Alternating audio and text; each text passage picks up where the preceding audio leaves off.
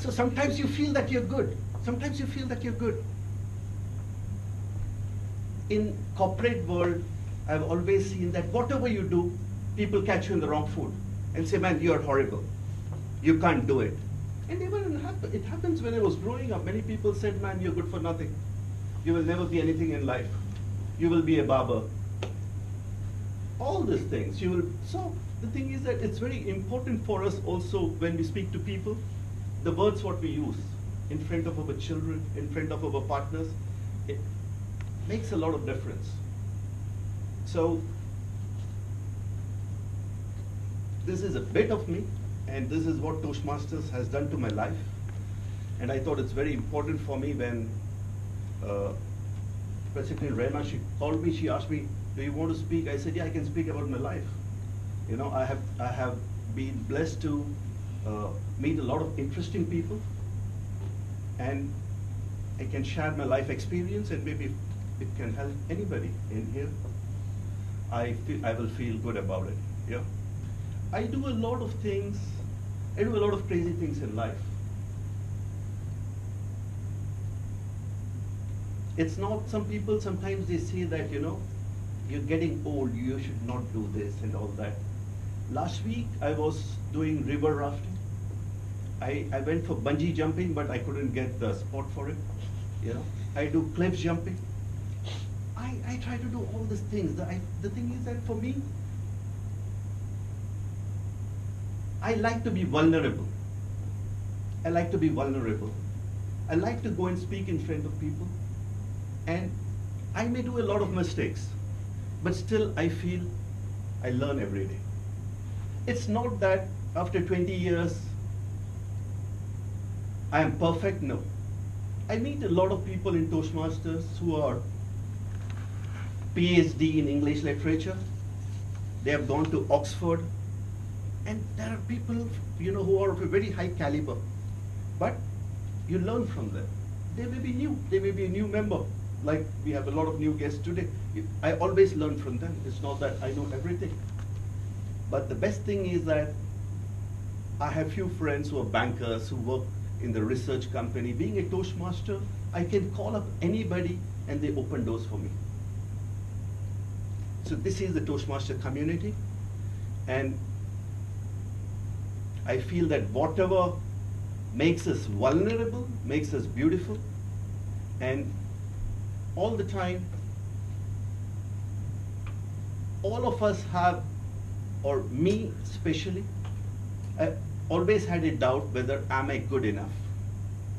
Today, wherever I go, I speak, I always feel that I'm good enough. And it's important for all of us to feel that we are good the way we are. Because when we were a child, we will do whatever we want. But today, we feel that people are watching us. What will they say? And many of us have that feeling whenever we finish presentation, we tend to ask, let it be Obama. When Oprah was interviewing him, as soon as he finished, he asked Oprah, was I okay? President of USA. So this is in us, you know. So all the time I feel my biggest learning in life, or I always feel that I'm good enough, and I'm happy enough, and I'm rich enough. And I feel and do what I want to do in life. Because it's not easy to quit when you're at the top of your ladder and say, I will take a gap year and just do nothing. You require a lot of guts, because I feel that many people have a lot of money, but sometimes they fear to do things like this. They feel it's crazy. Yeah. I think sometimes you have to be a little bit crazy in life. So all the best, guys, and if you have any questions, I can take questions from you.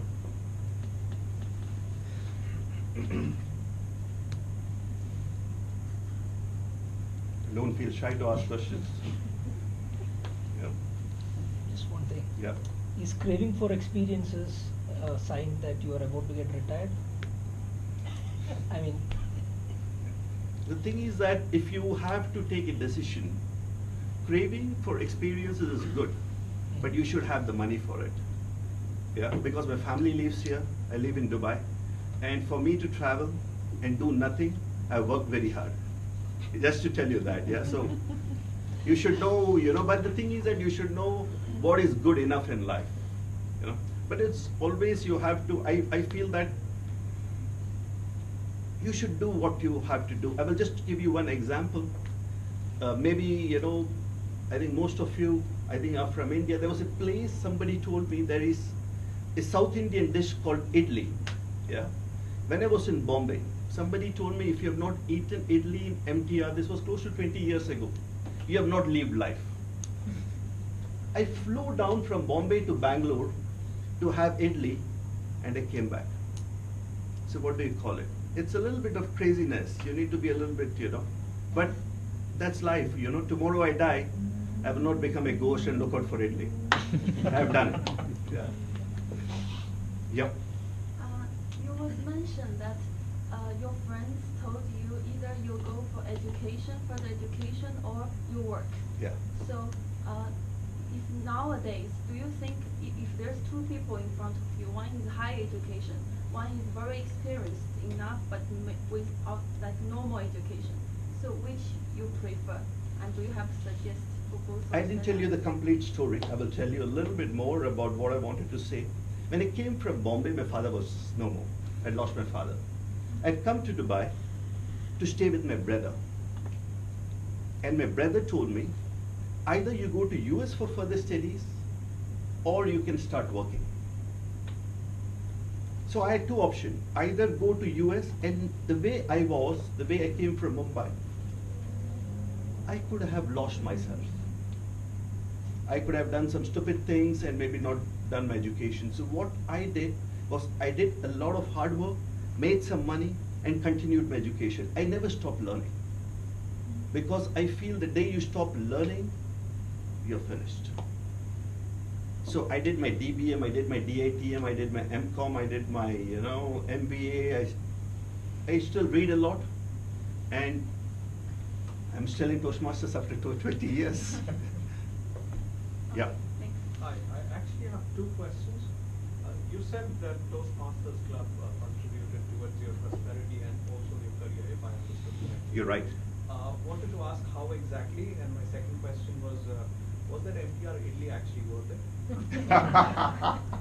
I will answer the second question first. Yep. I think it was just an experience. It was not worth it. It was not worth it. Yeah. But I said, why not? And even I stood in the queue for 2 hours to get inside the restaurant.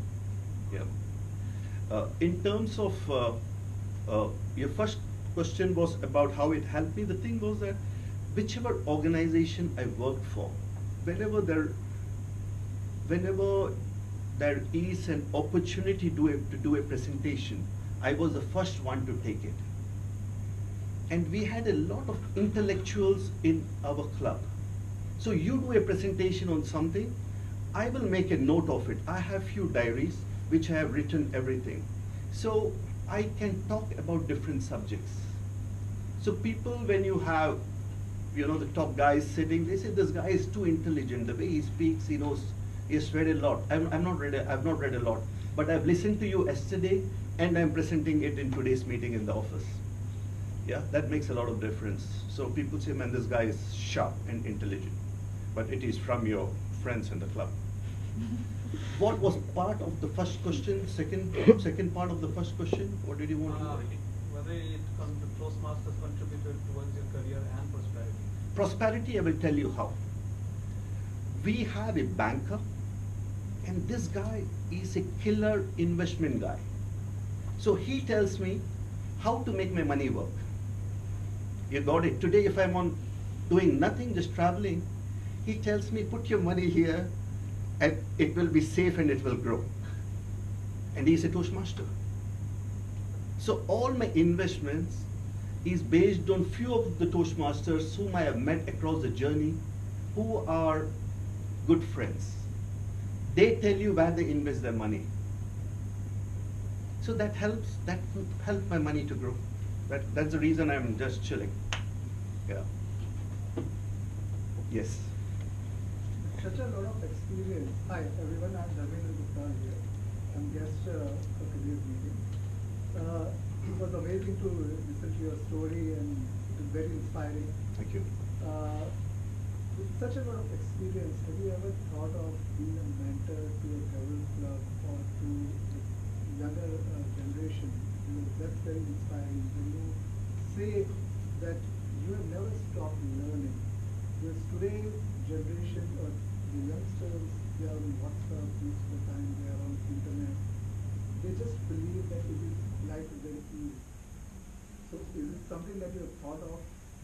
I have a lot of mentees, Arminda. It's a very good question. I have a lot of mentees, but the only problem with me is that when I was working, I should never stay at one place, like 3 weeks in a month I should travel. I should be in different parts of the world. So the thing was that even my wife, she wanted me to start a club in our building because a lot of children. And I said the reason, even today I travel like 1 month I'm here, 1 month I'm traveling, or 5 weeks I'm traveling, 3 weeks I'm here. So, but I have a lot of mentees who are from the Toastmaster fraternity. They call me for advice, and I have a lot of mentors till today. And I have more mentors than mentees. So I call them regularly to learn on new things. Yeah. Actually, this leads me to the next question. Why do you have a lot of mentors even now? The thing is that if you don't have mentors, again you stop growing, because sometimes I feel that you have to keep on upgrading yourself all the time. If you want to be sharp, it's just like sharpening your axe. It's a perpetual act. Yeah, it's a perpetual act.